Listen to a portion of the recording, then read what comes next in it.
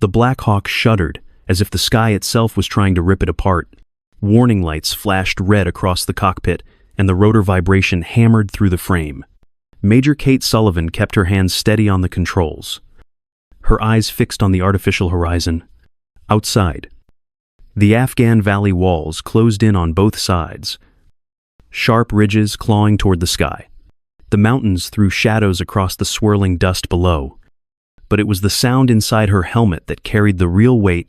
Enemy laughter crackled over the International Emergency Channel, mocking in accented English. The American transport is finished. Kate's breath stayed even as the helicopter pitched hard. Alarms screamed in her ears, a mechanical chorus of urgency. She silenced one with a quick press but left the others wailing, each a reminder of the fragile line between control and disaster. Her call sign had not been spoken yet, but she heard it anyway, echoing in the back of her mind, like a promise waiting to be fulfilled. Phoenix. Above, the fighters tightened their circle, dark silhouettes crossing against the pale sun. They moved with the certainty of predators, expecting panic, expecting a futile dive toward the mountainside. Kate said nothing, her silence cut sharper than their taunts, the weight of it pressing against the static-filled airwaves. She rolled the Black Hawk into a controlled spiral, instruments rattling, but her grip firm. The valley floor spun beneath her, dry riverbeds, twisting like veins, cliffs looming higher with every turn. Her world shrank to vibration, flashing light, and the cold calculation of angles. She did not curse, did not plead, did not answer, the men laughing above her. She listened. The laughter came too loud, too careless. They were confident because they thought they knew what she was. To them, she was only a transport pilot, another target to be eliminated before the wreckage cooled on the stones. Her calm voice finally entered the radio, quiet but undeniable. And for a moment, the static held its breath. The call sign hung there, sharpened by the chaos around it. Phoenix. It was not a boast but a warning, a reminder of what rises from fire. And in that silence, the odds began to shift. Kate Sullivan's fascination with the sky began long before she ever touched a cockpit. As a child, she would sit on the hood of her father's old truck at county air shows, watching the contrails stretch white lines across the blue. She memorized the roar of engines and the way pilots carved invisible paths above the crowd.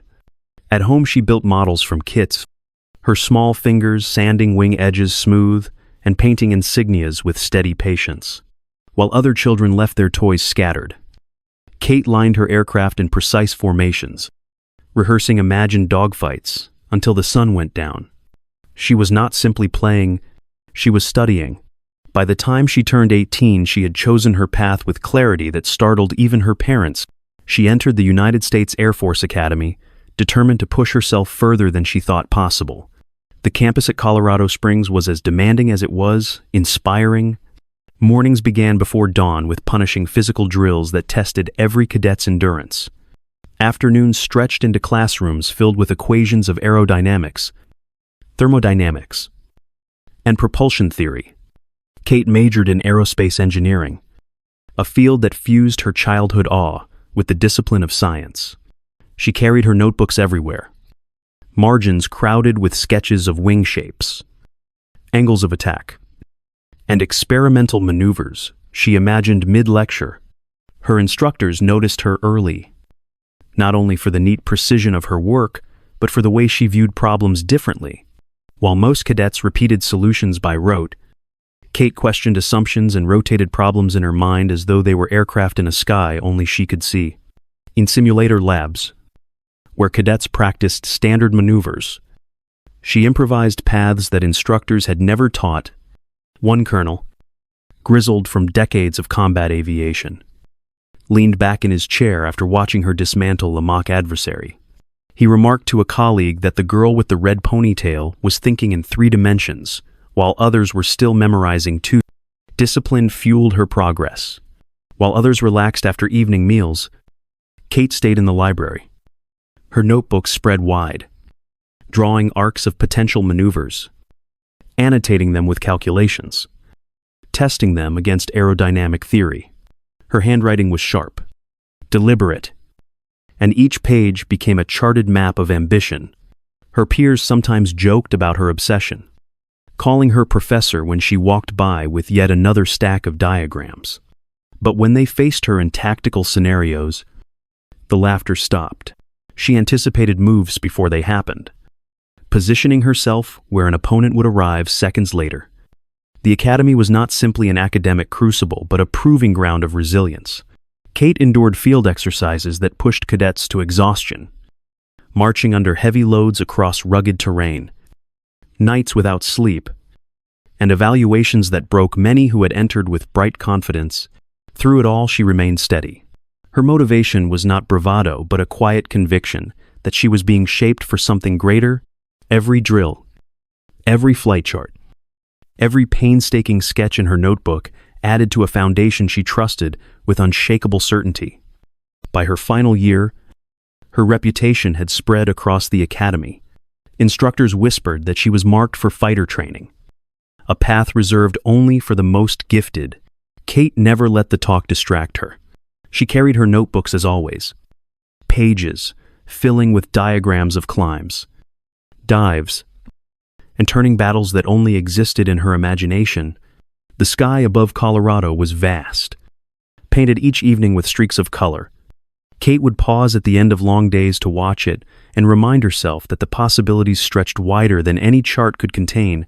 Her foundations were built not on raw talent alone, but on discipline and analysis. A relentless hunger to understand the sky until it yielded its secrets. At 22 years old, Kate Sullivan walked into the most exclusive and unforgiving program in the Air Force. The F-22 Raptor pipeline was infamous. 6 out of every 10 who began the course washed out. Veterans with thousands of hours reduced to doubts and paperwork. She was the youngest ever selected. Her red hair pulled back tight beneath the issued helmet. Her steel gray eyes calm, even as older pilots muttered that she would not last a month. The first test was physical. In the centrifuge chamber, the machine wound itself into a roar, and the world narrowed to tunnel vision. One by one, candidates slumped unconscious against their restraints, their bodies unable to withstand the crushing forces. Kate gritted her teeth as the G-forces pressed her spine into the seat. Her chest burned, her vision dimmed, and still she forced the practice breathing cycle that slowed her pulse just enough. When the machine wound down and the hatch opened, she stepped out steady while others staggered or collapsed. The instructors wrote a single note in the margin of her record resilience. In the simulators, the challenge shifted to the mind. Screens wrapped around her, projecting hostile fighters closing in with mathematical precision. She was expected to follow established doctrine, to repeat maneuvers that had been validated by years of tactical testing.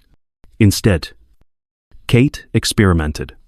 She broke formations, cut angles where none existed, forced engagements that seemed reckless until they ended with her behind the opponent's tail. In one defining session, she was declared destroyed after a calculated ambush. Rather than accept the loss, she executed an improbable negative G-dive, sliding under the engagement envelope. By the time the instructor realized what she had done, her simulated missile had already scored the kill.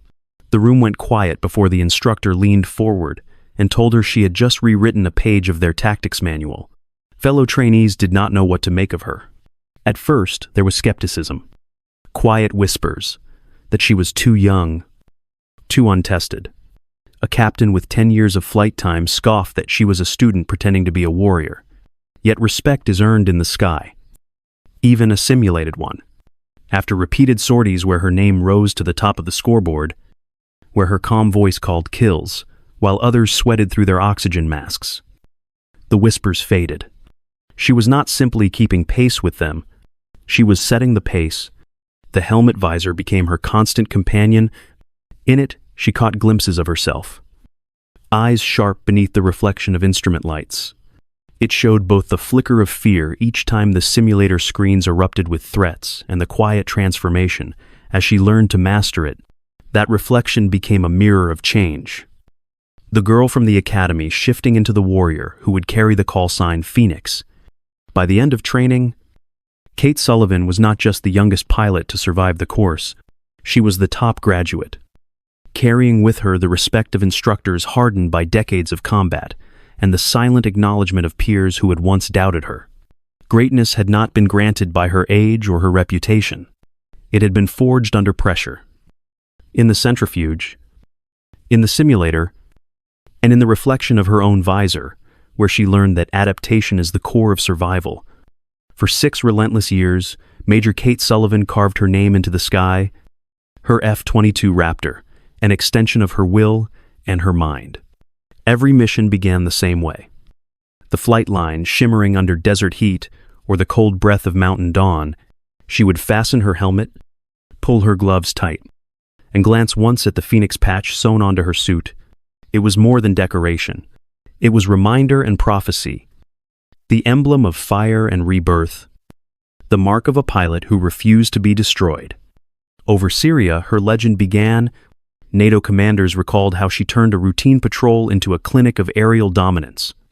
Enemy fighters approached at long range, confident in their numbers, their radar signatures dancing across screens.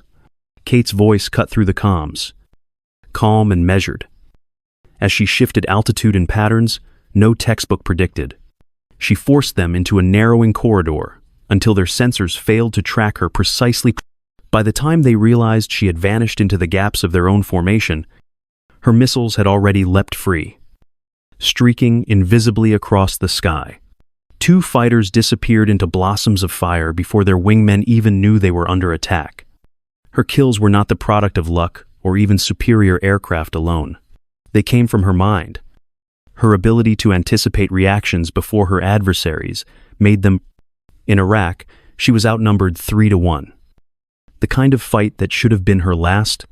Instead, she baited the lead pilot into a steep climb, pretending to stall, then rolled inverted at the precise moment that forced his wingmen into collision avoidance. The sudden chaos fractured their formation, and Kate exploited the moment with ruthless precision. By the time the dust cleared, all 3 enemy fighters were falling wreckage. And Kate's calm report echoed across comms, Splash 3. Other pilots began to whisper about her. In briefing rooms across NATO bases, her maneuvers were dissected and debated. Senior officers used her sorties as case studies. Diagrams of her engagements projected across whiteboards, where her tactics became lessons. Younger pilots spoke her call sign with equal parts, awe and envy. Phoenix was not simply another ace. She was reshaping how modern air combat was understood. Her approach blended aggression with psychology. Kate had learned that fear was as lethal as any missile. She would break silence on the radio at the moment of maximum tension. Her calm voice, a blade across static. Enemy pilots would hear her call sign and know she was still alive. Still hunting. And panic would ripple through their ranks. One enemy commander later admitted during debrief that half his losses came not from her weapons, but from the mistakes his men made trying to escape her shadow. Afghanistan became her crucible. Mountain valleys echoed with the roar of supersonic passes, and the thin air magnified every mistake. Kate thrived there. She mastered terrain masking, using ridgelines as shields, pulling her aircraft into climbs that seemed suicidal until the enemy overshot. Her kills mounted beyond visual range strikes that enemies never saw coming. Knife-edge dogfights, where she closed to gun range and ended the fight with a burst that shredded metal into dust. By the end of her 6th year, she had amassed 47 confirmed air-to-air kills, a record that placed her among the deadliest combat pilots in modern history. Yet she carried it without arrogance. For her, each tally was not glory, but survival. Proof that her instincts had been sharper, her calculations truer, her resolve stronger than the opponent who tried to end her. In quiet moments after missions, she would remove her helmet and stare at the Phoenix patch, its stitching worn but unbroken. Each thread carried the memory of fire survived, of battles turned into lessons, of legends written one maneuver at a time. The sky was her battlefield, but her weapon was never just the machine. It was her mind, her ability to see patterns invisible to others and to bend them until the enemy broke. This was the ascension of Kate Sullivan. The years when Phoenix became a name spoken in briefing rooms and whispered in enemy cockpits, a legend who rose each time the world tried to bring her down. The accident came on a clear training day, the kind that deceives pilots into thinking nothing can go wrong. Kate Sullivan was locked in a multi-aircraft engagement exercise, her F-22 slicing through maneuvers at the edge of physics. A wingman misjudged a roll, and in an instant the sky erupted with chaos. Metal scraped against metal, the shriek of collision louder than thunder, her cockpit filled with alarms, warning lights flaring red across her visor. The aircraft lurched into uncontrolled yaw. Her body slammed against the harness, vision blurring. The world tilted, spiraled. But instinct took over. Even as disorientation clawed at her senses, she fought the controls with steady hands, coaxing the crippled jet back toward stability. Minutes later, she wrestled it onto a runway. Smoke trailing from the fuselage, landing gear shuddering under the strain. She had saved the aircraft, but something deep within her had broken. The diagnosis was blunt: inner ear damage. Subtle, yet unforgiving. High-G flight would no longer be possible. The very essence of her identity, forged in fire and combat, was stripped away with a medical note that declared her unfit for fighters. Commanders spoke with sympathy, but their eyes carried finality. They offered her a desk, on instructor's chair, or liaison duties far from the front. She listened, silent, her steel-gray eyes betraying nothing. Inside, grief pressed against her chest like another kind of G-force. She had lived as a warrior in the sky, and now the sky was being taken from her. But Kate Sullivan was not a woman built to sit behind paperwork. She refused the desk, declined the training halls. After weeks of deliberation, she chose a path most thought beneath her helicopters: medical evacuation, the quiet service of pulling the wounded from fire. If she could not dominate the sky with missiles and maneuvers, she would still use flight to save lives.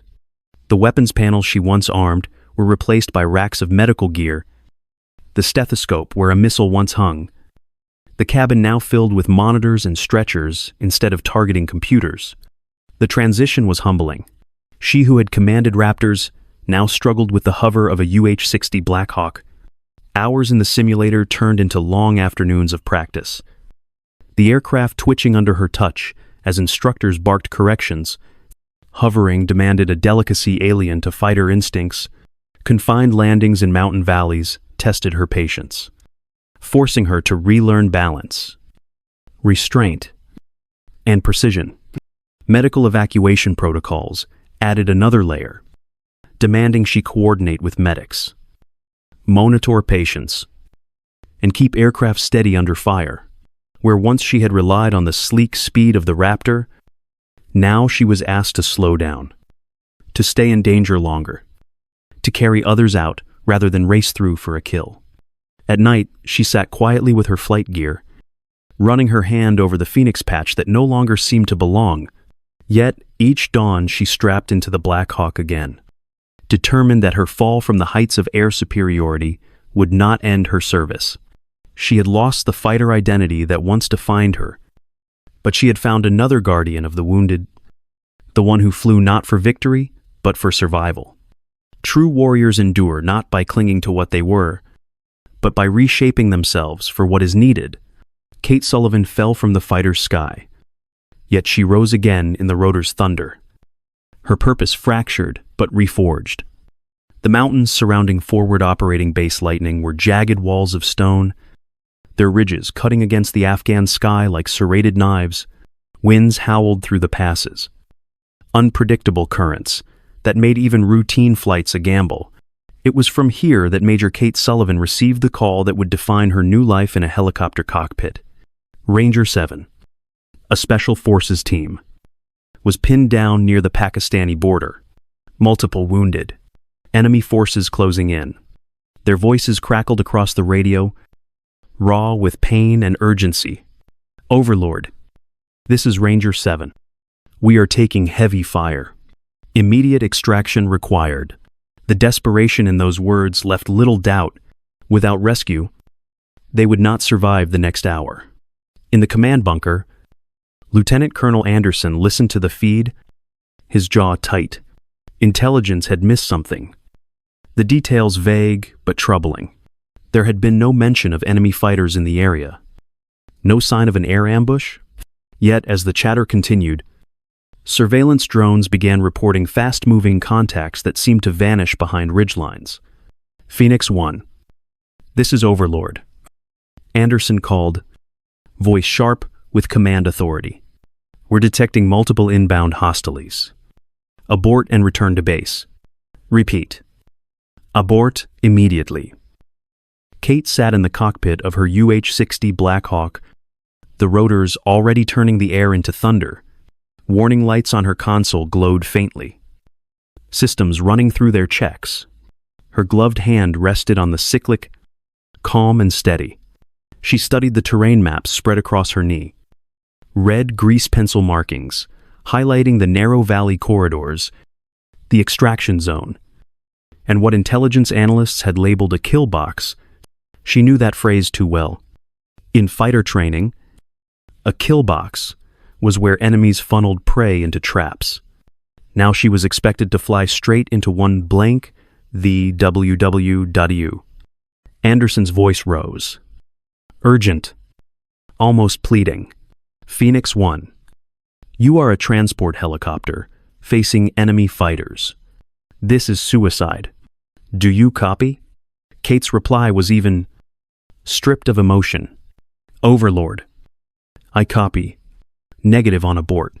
I have wounded Americans who need immediate evacuation. Let me worry about the fighters. Her words dropped into the silence that followed. A calm defiance that seemed to steady even the medics listening from the pad. The Black Hawk beneath her was not standard issue. Years of insistence had given her upgrades, others considered excessive for medevac flights. Advanced countermeasure pods sat beneath the fuselage. Flare dispensers, ready to confuse missiles. Hardpoints had been quietly reinforced, enough to carry air-to-air missiles that no enemy expected to find on a helicopter. In the cabin, stretchers and life support equipment waited. The stethoscopes and oxygen tanks, a quiet reminder that this bird's true purpose was saving lives. To Kate, those tools were weapons of another kind. The intelligence brief had failed her. Reports suggested only ground opposition, enemy patrols converging with rifles and rocket launchers. But the fast radar tracks now revealed something worse, fighters hiding behind mountain screens, waiting for the inevitable rescue attempt. Colonel Dmitry Vulov, a name whispered in debrief circles, had studied American rescue doctrine. He knew they would come. He knew someone like Kate would never leave soldiers behind. As the Black Hawk lifted, dust spiraling into choking clouds, Kate kept her eyes on the ridges ahead. The valley was narrowing, the path twisting like a dagger. On her radio, Ranger 7's leader, Captain Michael Torres, transmitted through static, his voice tight with pain. Phoenix 1. We have 6 wounded. We cannot hold. Kate keyed the mic, her tone steady. Ranger 7. Hold position. We're inbound. The contrast was stark. Command shouted, warnings in her ear. Lists of risks and probabilities. While Kate's calm responses cut through like measured blades, silence followed each of her words. A silence heavy with the weight of someone making a decision that no one else dared to own. She traced the grease pencil marks on the terrain chart once more. The lines converging on the box of death waiting ahead. Most pilots would see it as a trap. Kate Sullivan saw it as a chance. She knew what her enemies believed, that she was just a transport pilot flying into their net. They would learn soon enough why she was still called Phoenix. The mountains loomed like jagged teeth around the valley, as Kate Sullivan guided her Black Hawk low, skimming the terrain. On her tactical display, 6 hostile radar signatures appeared, fanning into a crescent formation designed to cover every escape vector. Colonel Dmitry Vulov had spent months preparing for this, studying American rescue doctrine, mapping how helicopters always broke for the open when confronted by fighters. His plan was simple and cruel: overlapping fields of fire, nowhere to run, and no way a lumbering transport could fight back. His voice crackled across the emergency frequency, accented English carried with smug confidence. American transport helicopter. You are surrounded by superior aircraft. Surrender now, or be destroyed. Another pilot laughed in the background, his words careless. The American transport is finished. Easy kill. Their confidence was sharp, mocking, carried like blades over the airwaves. Kate listened without reaction. Her hands moved across her console, flipping guarded switches. Arming systems no enemy expected a medical Black Hawk to carry. The Sidewinder missiles came online with a low hum, seekers locking into readiness. She keyed the mic, her voice level and calm. Enemy aircraft. This is Major Kate Sullivan, United States Air Force. You have 30 seconds to disengage before I demonstrate why they call me Phoenix. Silence followed for a beat, then more laughter. Louder this time. Dismissive. Phoenix, one voice sneered. The bird will burn. Their mistake was thinking they still had time. The first fighter screamed in low on a strafing run. Cannon fire sparking across the ridgeline. Kate pulled the Black Hawk into a sharp climbing turn, nose lifting to meet him head-on.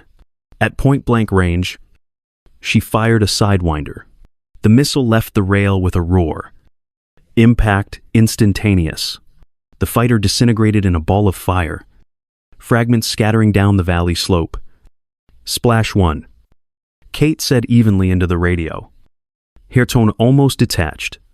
Shock rippled through the enemy formation.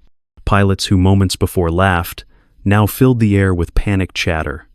Vulov's voice cut in. Strained. All aircraft. The American helicopter is armed. Repeat. It has air-to-air capability. Adjust tactics. But his warning came too late. Kate was already hunting. She dropped back into the folds of the mountains, using terrain masking, as she once had in an F-22. The ridges shielded her from radar lock. While her instincts calculated angles, no helicopter was meant to fly.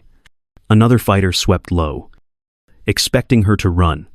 She rose from behind a ridge, Sidewinder already locked.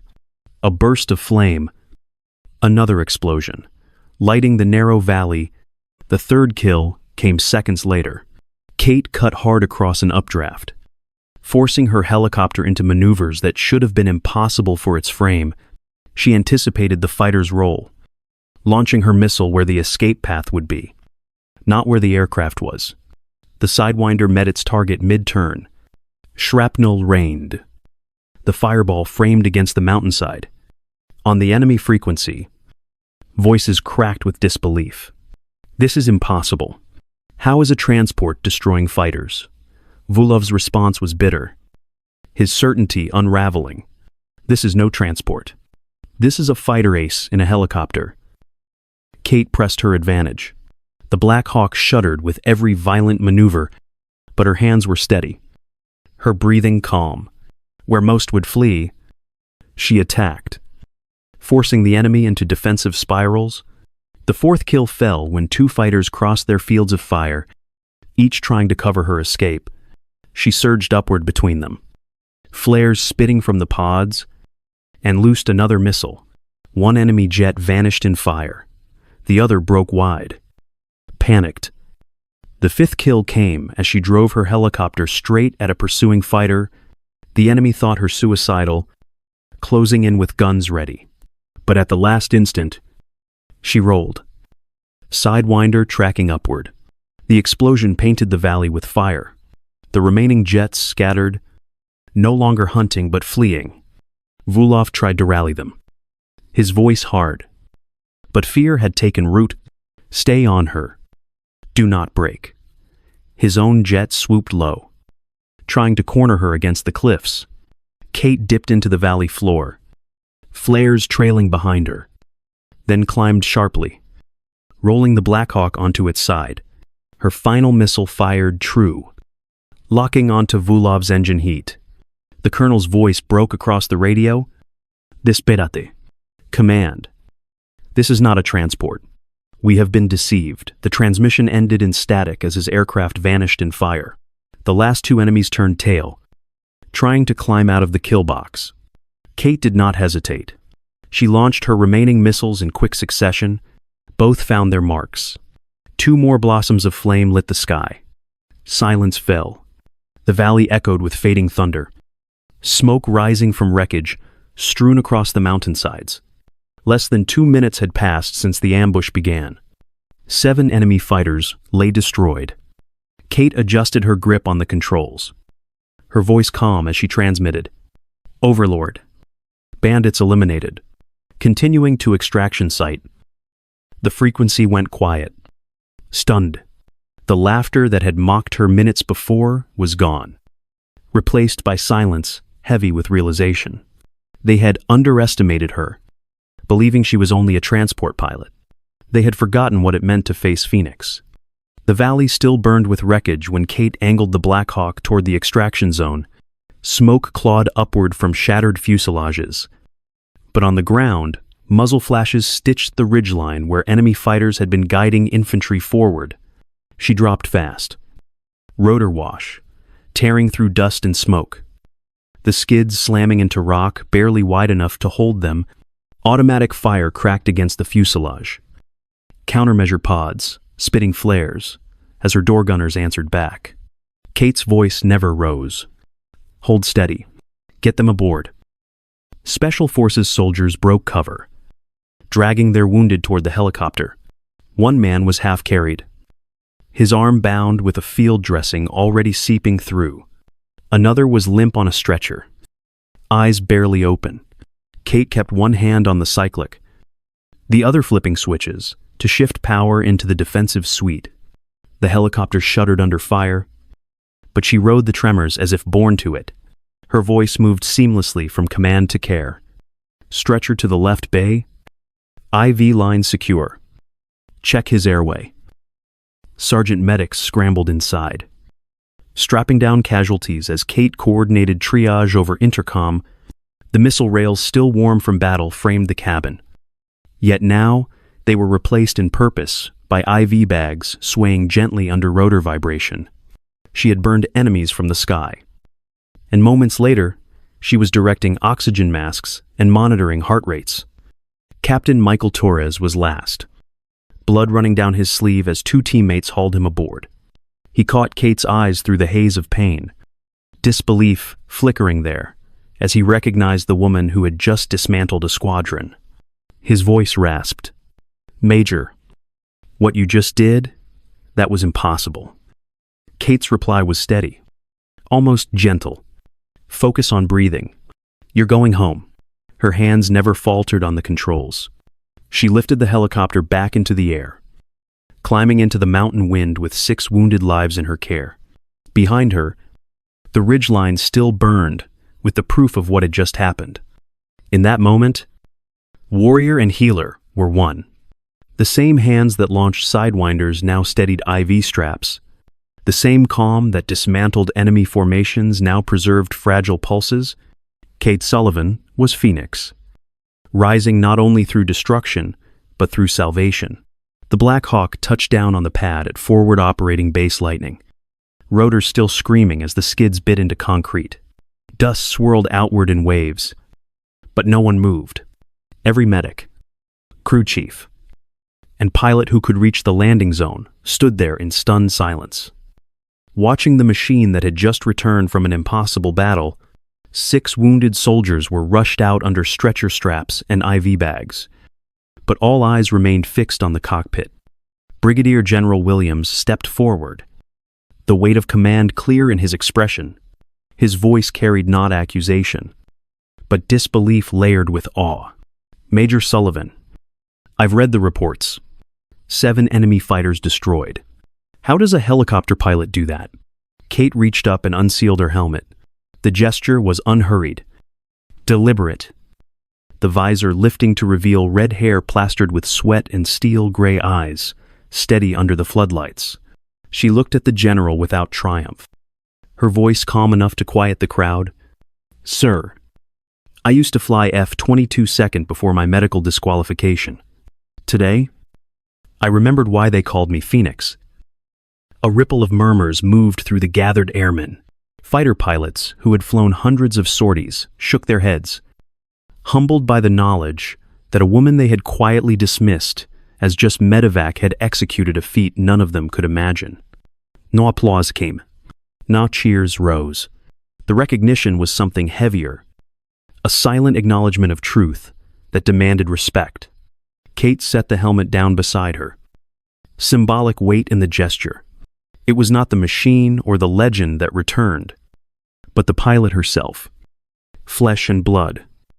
Calm after fire. Recognition came not in celebration, but in the stillness of knowing what had been revealed. 6 months later, the Afghan mountains were only memory, but their lessons carried forward into every corner of Kate Sullivan's new command. She wore the silver oak leaves of a lieutenant colonel now.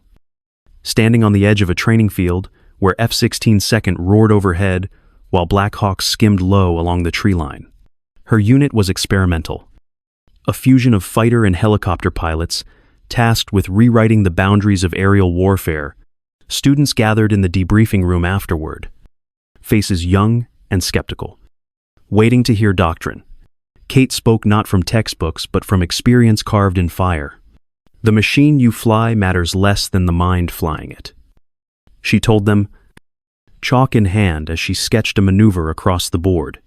Adaptation is what keeps you alive. Intelligence, calm under pressure, and the will to turn weakness into advantage.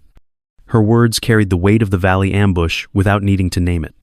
In training sorties, she forced them to trade roles. Fighter pilots learned to fly rotary wing simulators, mastering hover precision. Helicopter crews stepped into jet tactics, grasping the rhythm of beyond visual range engagements. At first they stumbled, frustrated by limits. Then slowly they began to understand the truth she was building into them. The air itself recognized no division, only the skill of the pilot who dared. On her flight suit, just above the name tape, a single patch remained, the Phoenix emblem, carried from her fighter years, stitched onto new fabric. It marked rebirth, a reminder that destruction could be turned into creation if one refused to surrender identity. Sometimes at night, she recalled the enemy pilots laughing over open frequency, certain she was nothing more than a transport pilot. Their mistake had written her legacy. Now her task was to ensure future pilots never underestimated themselves.